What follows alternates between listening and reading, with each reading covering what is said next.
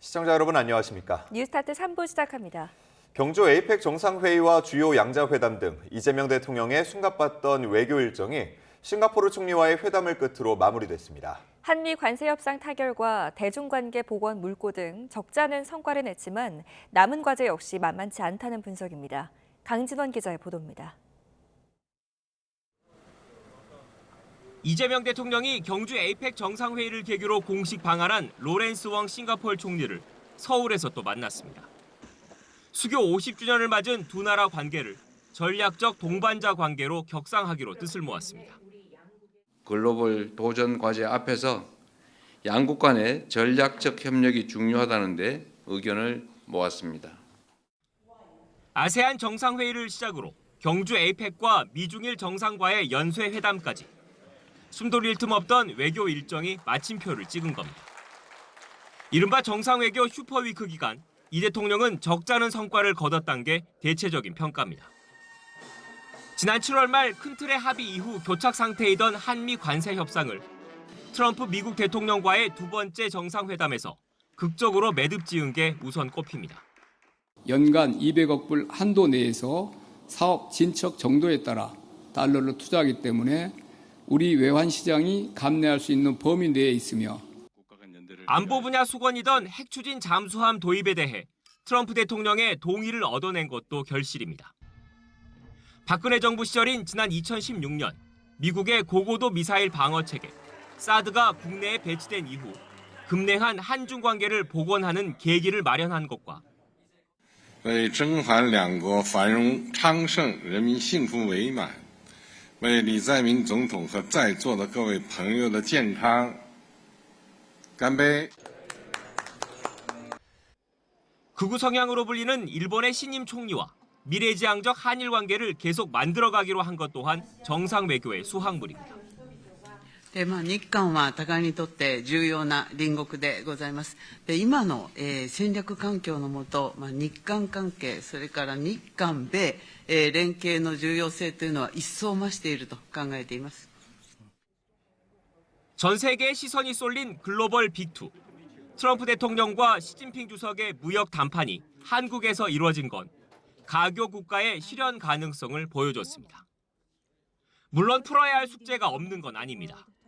애초 미국이 요구했던 3,500억 달러 전액 현금 선불보단 나아졌지만 우리 돈 280조 원이 넘는 2천억 달러를 10년간 분할 투자하는 건 여전히 부담스럽습니다.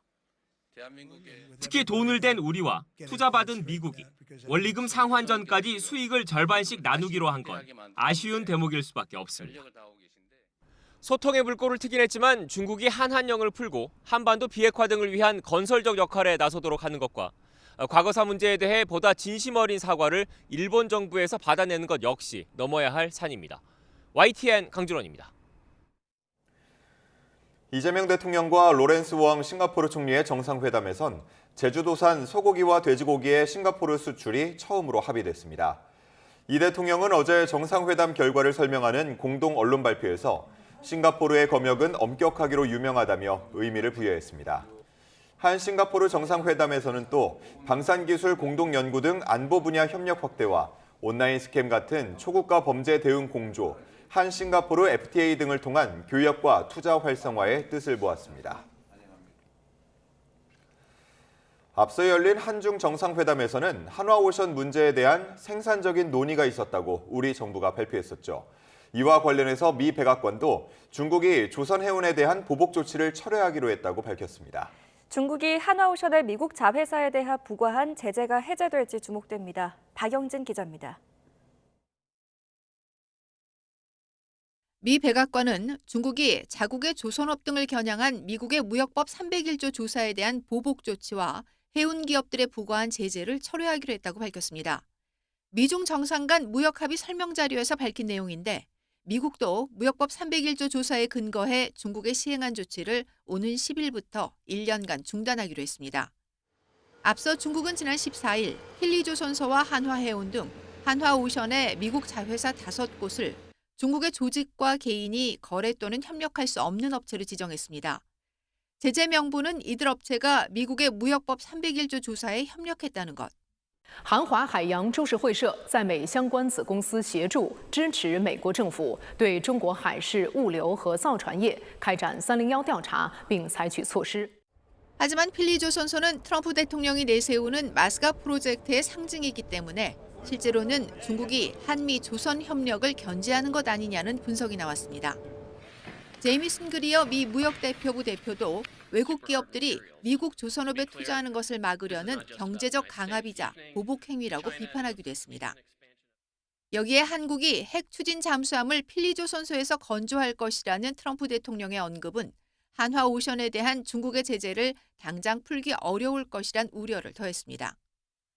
하지만 한중 정상회담 후 우리 정부는 한화 오션 문제에 대해 생산적인 논의가 있었다면서 미중 문제가 풀려가면 한화 오션 제재도 해결될 것으로 기대한다고 밝혔습니다. 우리 정부의 발표와 함께 백악관도 중국의 보복 철회 방침을 밝히면서 한화 오션 미국 자회사에 부과된 제재도 조만간 해제될 것으로 기대됩니다. YTN 박영진입니다. 미 재무장관이 중국이 신뢰할 수 없는 파트너라며 중국이 히토류 수출 통제에 다시 나설 경우 관세 카드를 꺼낼 수 있다고 경고했습니다. 관세 적법성을 다룰 이번 주 미 대법원의 첫 심리에 대해서는 자신감을 표했습니다. 워싱턴 홍상일 특파원입니다.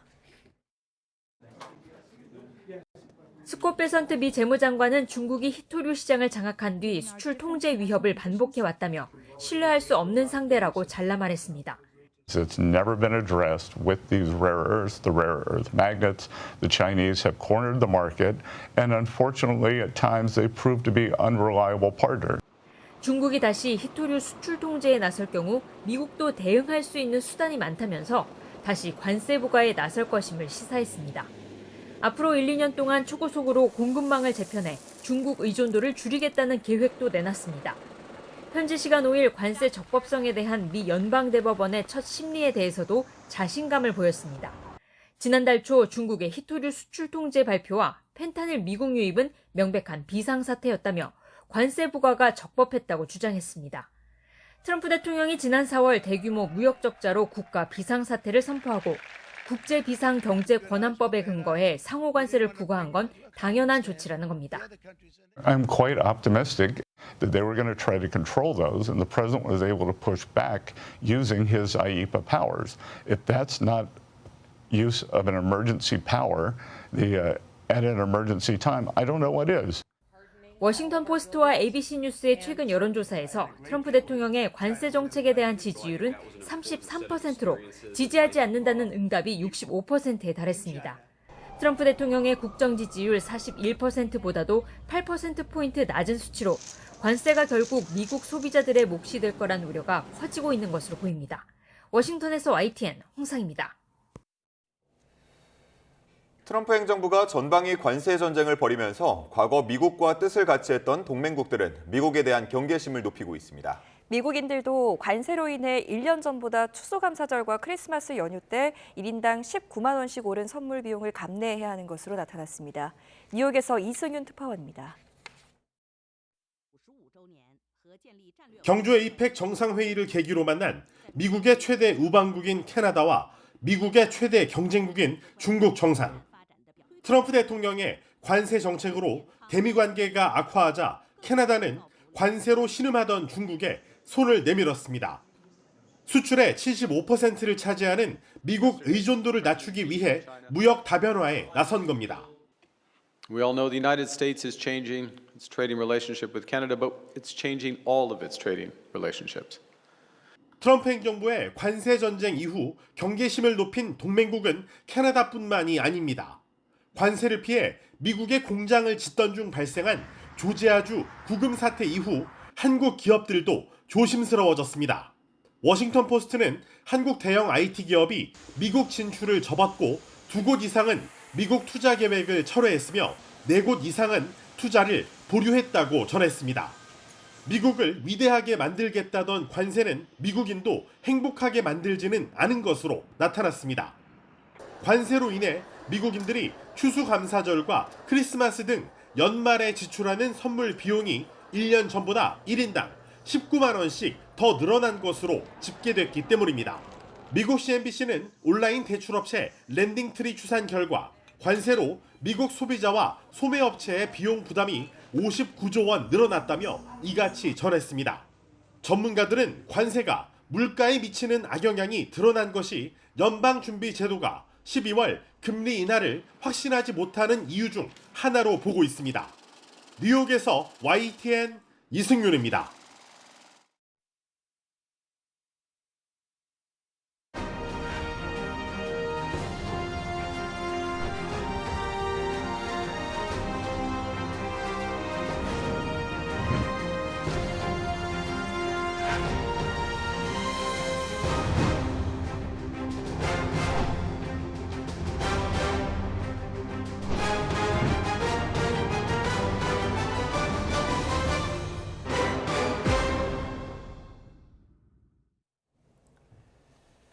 아시아태평양 경제협력체 APEC 정상회의가 경주 선언을 채택하고 성황리에 폐막했습니다. 한국과 주요국과의 양자회담도 성과를 거둬서 외교적 불확실성을 줄였다는 평가가 나오기는 합니다만 남은 과제에 대한 우려도 나오고 있습니다. 관련 내용 정리해봅니다. 허준영 서강대 경제학부 교수, 임은정 국립공주대 국제학부 교수 나오셨습니다. 두 분 다 어서 오십시오. 네, 안녕하십니까? 자, 조금 전에 영상에서도 봤겠지만 이제 슈퍼위크가 끝났고 한미 또 한중 정상회담과 관련해서 여러 가지 키워드들이 떠올랐습니다. 한미 관련해서는 관세가 아무래도 있을 거고요. 핵 추진 잠수함도 떠오릅니다. 한중은 관계 복원 그리고 전략적 협력 동반자 관계 추진이라는 키워드들이 있었는데 우리 임 교수님 어떻게 보셨습니까? 네, 정말 분주한 한 주였습니다. 저도 지금 워싱턴에 출장을 갔다 어젯밤에 돌아왔는데요. 네. 워싱턴에서도 여러 이제 얘기들을 나눴습니다. 근데 무엇보다도 대통령님 비롯해서 이 공무원분들 정말 애쓰셨다는 말씀 드리고 싶고 이게 정말 걱정이 많았습니다. 솔직히 말씀드려서. 왜냐하면 대외적인 상황이 일단 너무 좋지가 않고 거기에 더해서 이제 우리도 뭐 정부가 출범하고 또 게다가 그 제대로 된 어떻게 보면 그 이행을 할 수 있는 충분한 시간이 없는 상태에서 새 정부가 출범을 했는데 이렇게 큰 행사가 이미 내정되어 있었고 게다가 이제 경주라는 정말 아름다운 그 고도에서 열리는 것에 대한 기대도 있지만 네. 한편으로는 이렇게 수천 명의 지금 인원을 이게 참 감당을 할 수 있을지 워낙 세계에서 요인들이 다 오셔야 하는 일정이다 보니까 여러 이제 대내외적인 요인 때문에 우려가 있었던 것을 잘 알고 있고 저 역시 그 중에 어떤 면에서 한 명이었었습니다만은 그 우려에 반해서 정말 좋은 성과가 있었다고 생각을 하고요. 무엇보다 또 경주라는 그 아름다운 그 곳에 한국의 어떤 전통이라든지 이 한반도의 유구한 역사가 드러날 수 있는 그런 장면들도 많이 목격이 돼서 인상에 남았습니다. 네. 허 교수님께서는 좀 경제적인 부분에 초점을 맞춰서 총평을 좀 해주신다면요. 우선 이제 한미 관세 협상이 타결이 됐고요. 물론 앞으로는 이제 MOU와 사인할 때까지는 저희가 또 지켜봐야 될 부분이 있지만 일단 큰 고비 하나 넘겼다 정도의 생각이 들고요. 또 하나 눈여겨보아야 됐던 부분이 이제 미국과 중국 사이의 관세 합의였는데요. 어쨌든 간에 미국은 중국으로부터 희토류 1년 통제 유예 받아냈고 대두 다시 수입하겠다 받아냈고 대신 중국은 미국으로부터 관세 인하를 받았는데요. 많은 분들이 생각하시기에 이게 종전은 전혀 아니고요. 휴전 중에서도 아주 굉장히 제한된 수준의 휴전이다라고 보고 있습니다. 그렇게 봤을 때는 벌써 방금 전에 뉴스 꼭지에도 얘기 나왔지만 스캇 베센트 미국 재무장관은 중국을 힐난하는 언어를 쓰기도 하고요. 예. 그런 측면에서는 사실 향후에 이 두 나라 사이의 관세 전쟁 얼마든지 다시 촉발될 가능성이 있고 그로 인해서 전 세계 경제가 조금씩 또 요동을 치는 부분도 생길 수밖에 없는 그런 상황으로 보여집니다. 예. 자, 그러면 이번 미중 정상회담 결과를 이 글로벌 경제가 어떻게 받아들일지 하는 부분도 관심인데 낙관을 하기보다는 뭔가 폭풍전야 같은 느낌으로 받아들이게 될까요?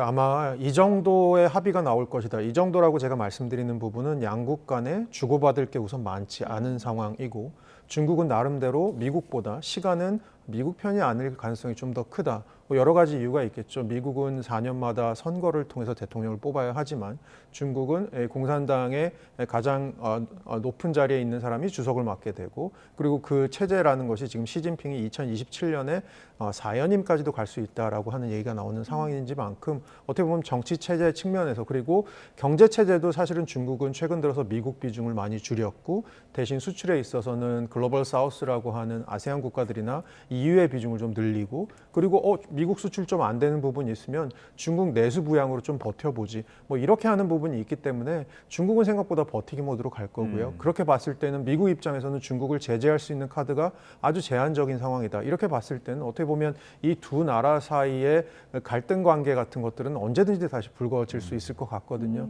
그런 측면에서 시장은 이 정도의 협상 결과가 나올 것으로 예상은 했던 것 같고요. 그리고 나서 향후에 예상치 못한 두 나라 사이의 갈등이 촉발될 땐 다시 흔들릴 가능성 있을 것 같습니다. 네, 아직까지 변수는 여전하다라는 평가를 해주셨고요. 한편 오늘 안교백 국방부 장관과 피트 헤그세스 미국 국방부 장관이 JSA 방문한다고 합니다. 이게 보니까 제일 최근에 했던 게 2017년 10월이었더라고요. 8년 만인데 네. 어떤 메시지 내놓을까요? 글쎄요, 지금 트럼프 대통령 2기가 지금 시작을 하고 나서 어쨌든 헤그세스 장관은 그 행정부의 장관이시니 그 행정부의 어떤 기조에서 틀린 말을 하지는 않으시겠죠.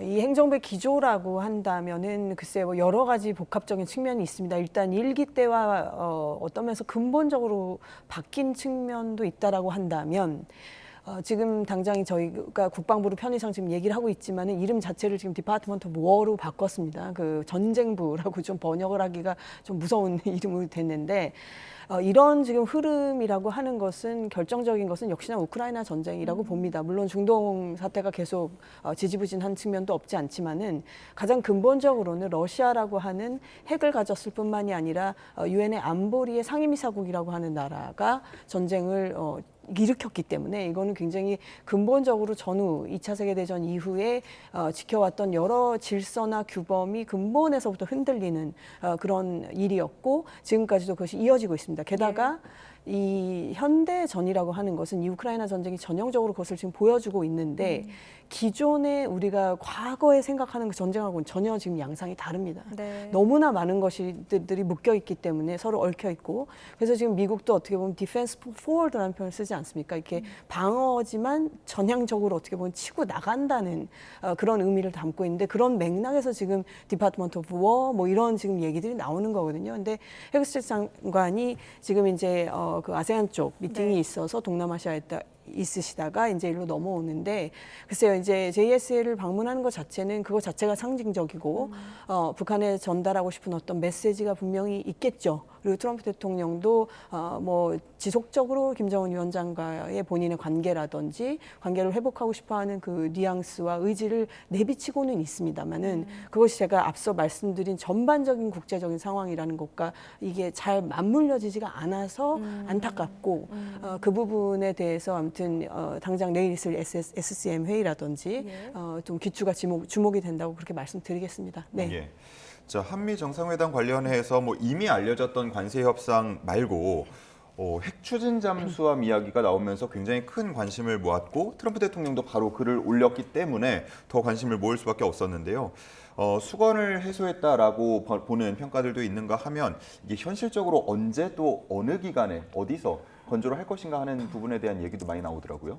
네, 맞습니다. 두 가지 다 지금 우려와 기대가 공존하는 상황인 것 같고요. 전반적으로 배경 먼저 살펴보면 제가 군사 전문가는 아닙니다만 최근 들어서 그 주한미군의 역할 재조정 얘기가 좀 나오기 시작했었습니다. 언제부터냐 하면 트럼프 행정부 2기부터인 거죠. 뭐냐 하면 주한미군은 한국의 방위를 하는 것으로부터 나아가서 양안 관계, 그래서 중국의 잠재적인 대만 리스크 같은 것들까지도 적극적인 역할을 해야 된다는 얘기가 조금씩 나오고 있었고요.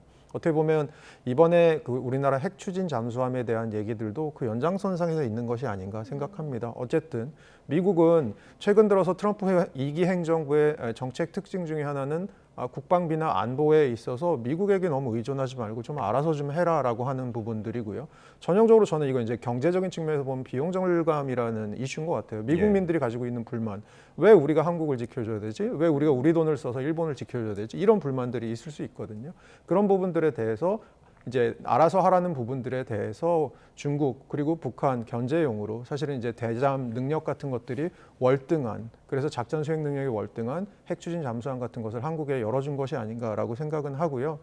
이거 이제 2023년에 미국이 영국과 호주와 오커스라고 하는 군사동맹 하면서 호주에다가도 기술 이전을 해주기로 약속을 했습니다.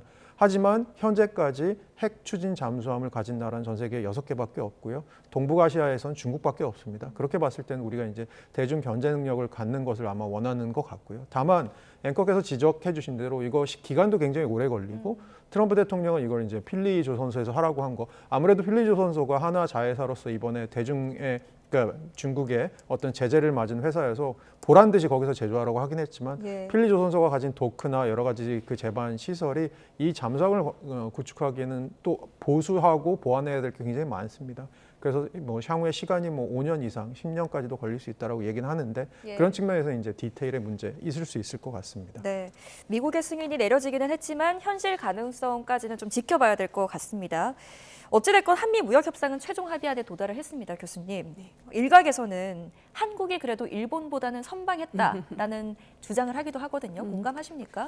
뭐 그런 측면도 있다고 생각합니다. 네. 그래서 뭐 어떤 쪽에 방점을 두고 보시느냐의 문제일 수 있겠는데요. 뭐 일본에서도 그런 지금 평가들에 대해서 서로 비교하는 것들이 이제 나오고 있는데 무엇보다도 이제 그 일본도 워낙 막대한 금액을 약속한 부분이 있지만은 그것이 어디로 결국은 갈 것이냐라고 하는 게 지금 관건일지인데 그 부분에 대해서 얼마나 지금 서로가 도움이 되느냐, 일본 측에도 도움이 될 것이냐, 아니면 그냥 미국이 하자는 대로 지금 쫓아갈 수밖에 없는 상황이냐, 이런 것 때문에 일본 내에서도 여러 가지 좀 비판 내지는 회의도 있는 편입니다. 아무래도 한국에 대해서는 이것을 이제 상한을 뒀다는 게 가장 좀 핵심 포인트가 아닐까 싶습니다. 저희도 그 인더스트리별로 봤었을 때, 산업별로 봤었을 때는 저희가 더 유리해서 그쪽으로 가고 싶은데 미국 측에서는 좀 다른 쪽을 제안한다든지 하는 부분들이 있을 수 있는데, 그것도 그렇지만 워낙 금액이 저희가 아시다시피 6월 기준으로, 올해 6월 기준으로 한 4,100억 달러 정도로 나옵니다. 외환 보유고가요. 근데 거기서 3,500억이라 그러면은 뭐 80 어떻게 되는 거죠? 한 80% 정도 되는 거지 않습니까? 그러니까 그것은 뭐 도저히 한 번에 어떻게 할 수 있는 금액이 아니라는 것에 대해서 양측 그 여러 실무회담 등등을 통해서 우리 측의 의견을 잘 전달하신 것으로 보고, 그래서 우리에게 결국은 지금 뭐 그것 때문에 달러도 굉장히 사실 올라가고 막 그랬었잖아요. 그렇죠. 예, 그러다가 지금 어쨌든 이렇게 상한선을 뒀다는 것 때문에, 그리고 장기간에 걸쳐서 한다라면 그만큼 우리 외환 시장에 미칠 영향을 좀 충돌을 좀 완화할 수 있다, 충격을 완화할 수 있다. 뭐 이런 측면에서는 분명히 긍정적이었던 부분이 있다고 봅니다. 앞으로는 아무튼 좀 길게 봐야 되겠죠. 특히 이제 알래스카 뭐 가스 문제 같은 거 그런 것들은 지금 일본에서도 사실은 굉장히 좀 주저했던 프로젝트인데 결국은 그 방향으로 지금 들어가고 있는 것 같습니다. 그래서 그런 부분들이 어쩔 수 없이 받아들이게 되는 측면이 있다 하더라도 최대한 우리 경제에 어떻게 도움이 되는 방향을 좀 창조적으로 생각해야 될 시점인 것 같습니다. 네. 예.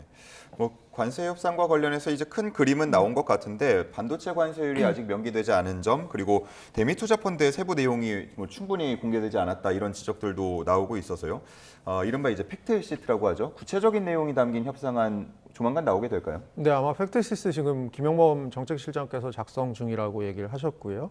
지금 말씀해 주신 사항들이 좀 문제라기보다는 제가 보기에는 좀 이슈가 될 수 있을 것 같습니다. 당장 하워드 러팅 상무장관이 저희 관세 협상 끝나고 나서 반도체에 대해서 한국과 관세 결정된 거 아무것도 없다라고 했는데, 우리 정부의 입장은 적어도 대만과는 비슷한 수준의 대우를 받기로 했다라고 얘기를 했거든요. 그러니까 다만 두 쪽의 얘기가 다 맞는 부분도 있습니다. 관세율을 정하지는 않고요. 왜냐하면 대만에 대한 관세율도 아직 정해지지 않았거든요.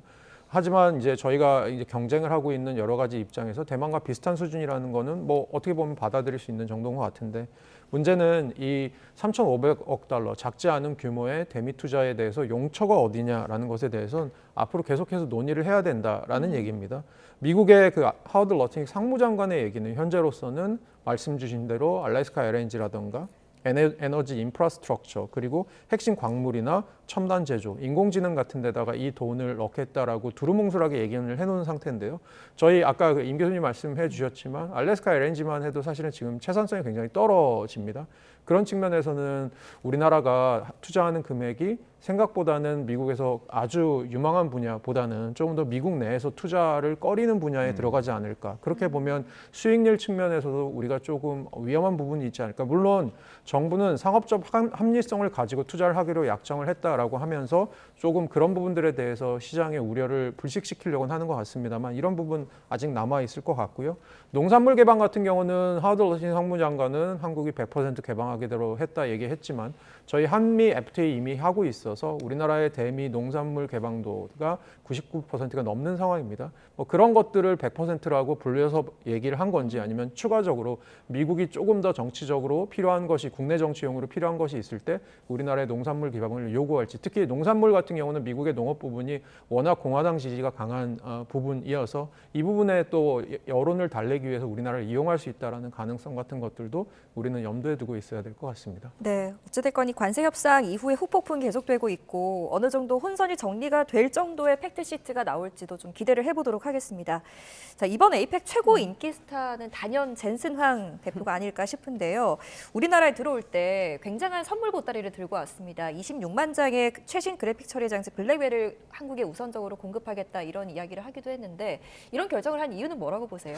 그러니까 아무래도 이렇게 블랙웰 같은 경우는 지금 사고 싶어도 살 수가 없거든요. 네. 한 장당 뭐 3만 달러에서 4만 달러 하는데 지금 수요가 공급을 초과하고 있고 공급이 못 따라오고 있는 상황인데 그래서 어떻게 보면 굉장히 신기하죠. 우리가 26만 장을 사주겠다고 하는데 이걸 갖고 우리한테 되게 뭔가 시혜를 베푸는 것 같은 느낌인데 그만큼 구하기 힘들다. 그리고 AI 컴퓨팅에 있어서 굉장히 중요한 역할을 차지하고 있다라는 거고요. 아무래도 젠슨 황 대표가 이런 결정을 한 데 대해서는 한국이 가지고 있는 유망한 부분을 본 것 같습니다.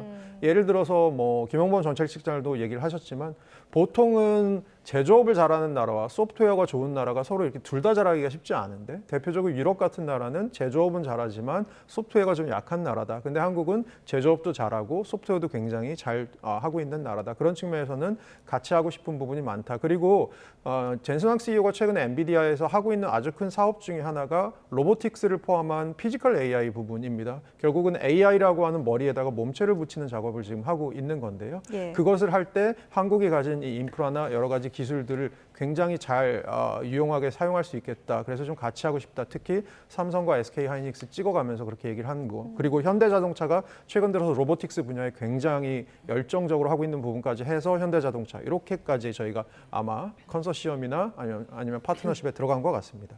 네.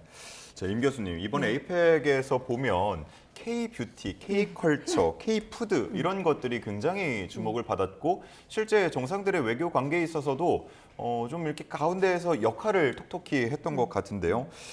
K-컬처의 외교효과 어떻게 보십니까? 글쎄요, 이 유명한 분이죠. 조셉 나이라고 이제 얼마 전에 타계하셨는데 그분이 제시하셨던 컨셉이죠. 이 소프트 파워라고 하는 게 물론 이제 소프트 파워라는 것은 하드 파워가 받쳐주지 않으면은 참 어떻게 보면 허공에 그냥 떠 있는 것처럼 돼버릴 수가 있습니다.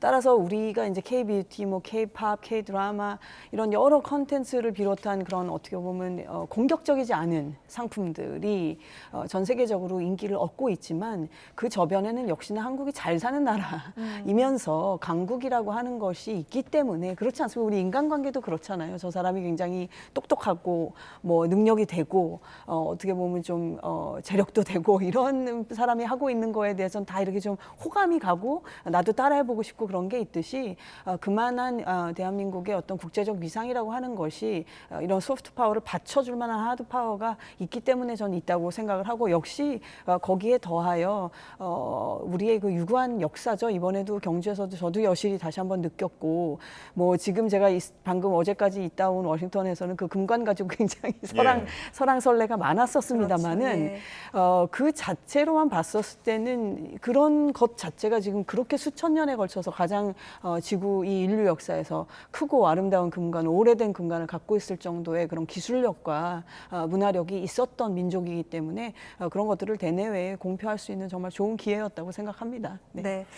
어찌됐건 큰 역할을 해주고 있는 소프트 파워를 좀 잘 관리해 나가야겠다는 생각이 듭니다. 또 이슈를 좀 바꿔서요. 네. 앞서서 이 중국이 하나오션의 미국 자회사 5곳이 이 미국 무역대표부의 조사에 협력했다는 이유로 관련 회사들을 제재 목록에 올린 바 있지 않습니까? 않습니까? 근데 상황이 좀 달라진 것 같기는 합니다. 어떻게 읽으세요? 네, 뭐 그 소위 말하는 이제 슈퍼 301조라고 하죠. 이제 그 미국의 예를 들면 그런 교역의 그 대상국이 되는 국가가 어떤 불공정한 그런 네. 무역 행위를 한다라고 했었을 때에 이제 광범위하게 보복 조치를 할 수 있게 한 그런 이제 조항인데요.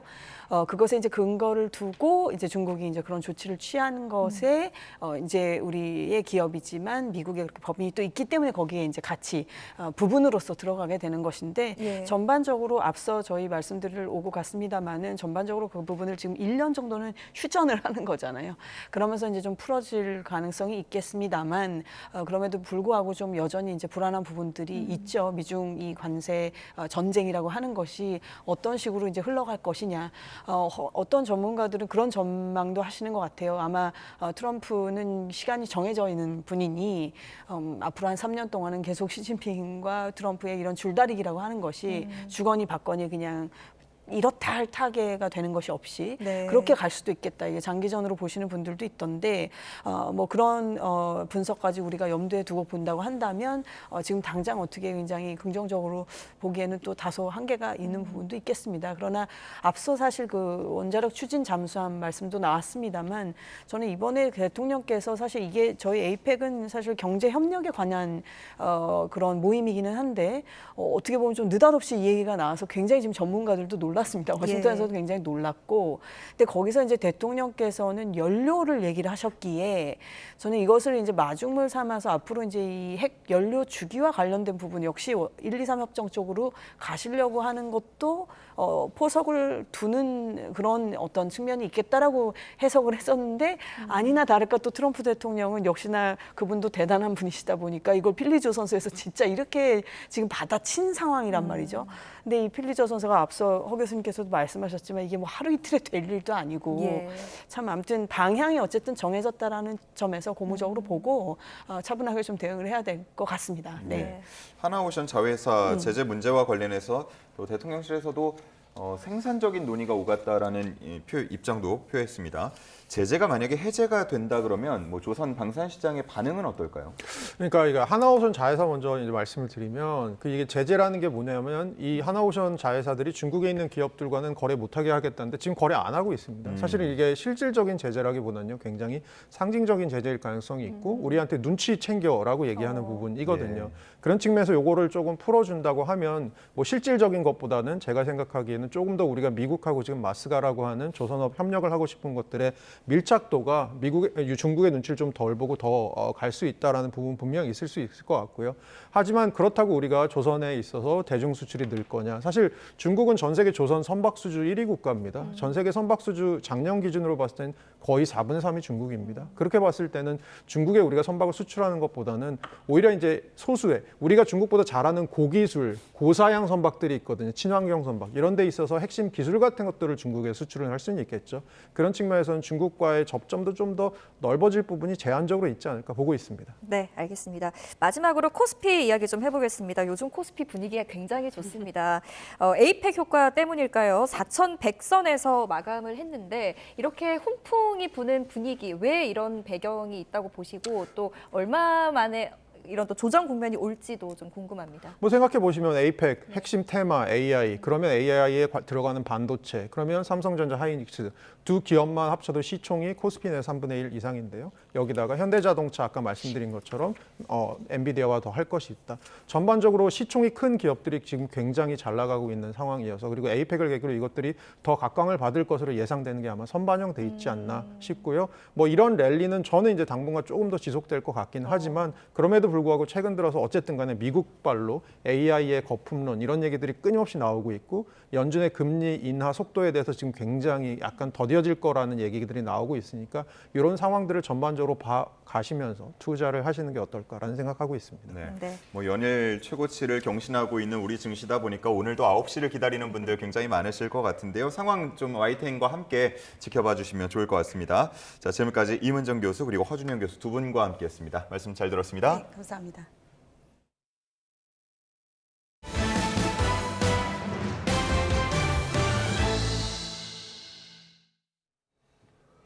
서울시가 내년 예산으로 역대 최대인 51조 5천억 원을 편성했습니다. 오세훈 시장은 내년 정책의 모든 초점을 집값 하향 안정화에 두겠다고 밝혔습니다. 이형원 기자입니다. 내년 서울시 예산은 51조 5,060억 원으로 잡혔습니다. 역대 최대 규모로 올해보다 3조 4천억 원 가까이 늘었습니다. 오세훈 시장이 강조해온 약자와의 동행 사업에 8,600억 원 늘어난 15조 6천억 원을 투입합니다. 구체적으로 기초생활보장을 확대하고 역대 가장 많은 공공일자리를 제공하기로 했습니다. 특히 주택 공급에 무게를 뒀습니다. 취약계층과 청년, 신혼부부가 안정적으로 살아갈 수 있도록 1조 원 넘게 투입해 공공임대주택 2만 4천 호를 공급하기로 했습니다. 오 시장은 정부의 11호 부동산 대책이 공급 촉진은커녕 집을 살 수 없고 팔기도 어렵게 만들었다며 조만간 국토부 장관을 만나 서울시와 호흡을 맞춰달라고 요청하겠다고 밝혔습니다. 정부는 어떻게 가든 시민 여러분들의 걱정을 덜어드리는 방향으로 공급을 촉진하고 그리고 부동산 가격을 하향 안정화시키는데 내년도 정책의 모든 초점이 거기에도 우선순위로 맞춰질 것이다. 주택 공급을 촉진하기 위해 재건축이나 재개발 사업에 적용되는 임대주택 공급 비율을 낮추는 방안도 정부에 건의하겠다고 강조했습니다. 과거에 이 경기가 좋을 때 그리고 부동산 가격이 비교적 안정화됐을 때 임대주택 비율과 지금은 다를 수도 있는 거 아니겠는가. 법을 고쳐야 된다든가 국토부가 큰 틀에서 뭔가를 바꿔줘야 될 것들은 국토부에 요청을 하자. 또 정부의 부동산 규제로 거래가 급감하면서 지방세 주축인 취득세가 줄 수밖에 없다는 점도 우려했습니다. 이에 세입 감소를 전제로 내년 예산을 매우 보수적으로 편성했다고 말했습니다. YTN 이영훈입니다. 윤석열 전 대통령이 오늘로 예정된 내란 혐의 형사재판에 또다시 출석할 것으로 보입니다. 서울중앙지방법원 형사 25부는 오늘 오전 10시 10분부터 윤 전 대통령의 내란 우두머리 혐의 27차 공판기일을 진행합니다. 증인 곽종근 전 육군 특수전사령관에 대한 윤 전 대통령 측의 반대 신문이 있을 예정입니다. 통일교 측으로부터 1억 원 상당의 불법 정치자금을 수수한 혐의로 구속 기소된 국민의힘 권성동 의원의 첫 재판이 오늘 열립니다. 서울중앙지방법원은 오늘 오전 11시부터 정치자금법 위반 혐의로 구속 기소된 권 의원의 1차 공판기일을 진행합니다. 앞서 권 의원의 첫 재판은 지난달 28일 진행될 예정이었지만 재판부가 진행하는 다른 사건의 증인신문 절차가 길어지면서 부득이 일정을 연기했습니다. 정성호 법무부 장관 요청으로 건진법사 관봉권 띠지 분실 의혹과 쿠팡 퇴직금 불기소 외압 의혹 사건에 대한 상설특검이 결정됐습니다. 검찰의 제19 감싸기 우려 때문인데 기존 검찰처럼 수사권과 기소권을 모두 가진 특검을 거듭 활용하는 것에 대한 우려도 적지 않습니다. 조성호 기자입니다. 다 하셨습니까? 상설특검은 박근혜 정부 때인 2014년 검찰권 견제를 위해 여야 합의로 도입됐습니다. 별도의 특검법을 만들지 않고도 국회 의결이나 법무부 장관 결정으로 특정 사건에 대해 곧바로 특검을 가동할 수 있습니다. 지금까지는 4년 전 국회가 요구해 출범한 세월호 특검이 유일한 사례입니다. 참사 관련 증거 조작 의혹을 수사했지만 이렇다 할 성과는 없었습니다. 세월호 DVR 수거 과정 및 인수인계 과정에 대한 의혹 사건에 관하여 이를 뒷받침할 만한 증거가 없어 공소를 제기하지 않기로 결정했습니다. 법률을 새로 만드는 게 아니라 대통령의 거부권을 피할 수 있지만 현직 검사 파견은 최대 5명, 수사기간은 최장 90일로 규모와 기간을 따로 정할 수 있는 개별 특검보다는 제약이 많습니다. 최근에는 법무부 장관이 사상 처음으로 상설특검을 요청했습니다. 서울 남부지검의 건진법사 관봉권 띠지 분실 의혹, 쿠팡 물류자회사의 퇴직금 미지급 사건에 대한 인천지검 부천지청의 불기소 외압 의혹이 대상입니다. 검찰이 당사자인 사건들이라 제3의 기관이 맡아야 한다는 취지입니다. 대상자가 검사이기 때문에 결국 제19 감사하기 측면이 있지 않겠나 이런 의심을 갖다 거두기가 쉽지 않지 않겠습니까? 효율성 측면에서도 단기간 집중적으로 진행되는 특검 수사가 적절하다는 판단으로 보입니다. 다만 대검찰청 감찰과 공수처 수사로도 밝힐 수 있는 검사 비위를 특검에 맡기는 걸 두고는 논란입니다. 기존 검찰처럼 수사와 기소, 공소유지를 도맡는 특검 수사 자체가 검찰권 축소라는 개혁 방향과도 모순이란 지적도 나옵니다. 정부와 여당이 수사기관 불신을 명분으로 상설특검을 과거 정치검찰로 비판받은 특수부처럼 활용할 수 있다는 우려도 적지 않습니다. YTN 조성호입니다. 북한의 도발 징후를 빠르고 정확하게 탐지하기 위한 4.25 사업의 마지막 단계인 우리 군의 정찰위성 5호기가 성공적으로 발사됐습니다. 국방부는 미국 플로리다주 케이프 커네버럴 우주군 기지에서 발사한 군 정찰위성 5호기가 정상 궤도에 올라 지상국과의 교신에도 성공했다고 밝혔습니다. 우리 군은 정찰위성 5호기 발사 성공으로 앞서 발사한 위성 4기와 함께 군집으로 운용해 북한의 도발 징후를 더 빠르고 정확하게 식별할 수 있게 됐습니다. 안규백 국방부 장관과 피트 헤그세스 미국 국방부 장관이 오늘 판문점 공동경비구역 JSA를 함께 방문합니다. 한미 국방장관의 JSA 동반 방문은 지난 2017년 10월 당시 송영무 장관과 제임스 매티스 장관의 방문 이후 8년 만입니다. 헤그세스 장관은 내일 개최될 57차 한미안보협의회의 SCM 참석을 위해 오늘과 내일 한국을 방문하는데 안 장관과 JSA를 방문하는 것을 첫 일정으로 잡았습니다. 정부는 반정부 시위로 치안이 불안해지고 있는 탄자니아에 대해 특별여행주의보를 발령하기로 했습니다. 외교부는 탄자니아에서 지난달 치러진 대선과 총선 이후 발생한 반정부 시위가 폭력적인 소요 사태로 이어지며 현지 치안이 불안정한 상황이라고 설명했습니다. 그러면서 이미 출국 금지에 해당하는 여행경보 3단계가 내려진 음투루아라 주를 제외한 탄자니아 전 지역에 우리 시간 어제 오후 6시를 기해서 특별여행주의보를 발령했다고 밝혔습니다. 네, 끝으로 날씨 알아보겠습니다. YTN 야외 스튜디오 연결합니다. 정수현 캐스터. 네, 정수현입니다. 네, 월요일만 되면 초겨울 추위가 찾아오고 있는데요. 오늘이 올가을 들어서 가장 추운 날이라고요? 네, 밤사이 기온이 크게 떨어지면서 현재 서울 등 내륙 곳곳에는 올 가을 들어 첫 한파특보가 발효 중인데요. 현재 서울 기온은 0.8도 정도로 어제 같은 시각과 비교했을 땐 무려 7도가량 낮습니다. 오늘 아침 나오실 때는 옷차림을 더욱 따뜻하게 해주셔야겠습니다. 네, 한낮에는 어떻습니까? 네, 오늘은 낮에도 종일 춥겠습니다. 이번 추위는 내일까지 계속될 걸로 보이니까요. 당분간 보온에 각별한 주의가 필요하겠습니다. 먼저 특보 상황부터 살펴보도록 하겠습니다. 밤사이 기온이 크게 떨어지면서 현재 서울을 포함한 중부 곳곳과 전북, 영남 곳곳에 한파주의보가 발령 중인데요. 이 중부 내륙에서는 기온이 영하 3도 안팎까지 크게 떨어졌습니다. 현재 서울이 0.8도, 서울 은평구는 영하 2.8도까지 떨어졌고요. 세종이 영하 1도, 대전 0.8도로 대부분 지역에서 올 가을 들어 가장 춥습니다. 내륙 곳곳에서는 서리가 내리고 물이 어는 곳도 있겠습니다. 한낮에도 서울이 13도, 대전 14도에 머물겠고요. 낮에도 예년 기온을 3도가량 밑돌며 쌀쌀하겠습니다. 이번 추위는 내일 낮부터 차츰 풀리겠지만 당분간 일교차는 15도 안팎으로 크게 벌어지겠습니다. 오늘 전국이 대체로 맑겠지만 일부 동해안과 남해안에서는 비가 내리겠습니다. 기온이 낮은 곳에서는 내린 비가 얼어붙어서 도로 사고로 발생할 수 있으니까요. 교통안전에 유의하시기 바랍니다. 지금까지 YTN 정세현입니다. 이상으로 뉴스타스 3부 마칩니다. 네, 오늘 많이 춥다고 하니까요. 옷 따뜻하게 입고 출근하시기 바랍니다. 시청해주셔서 고맙습니다.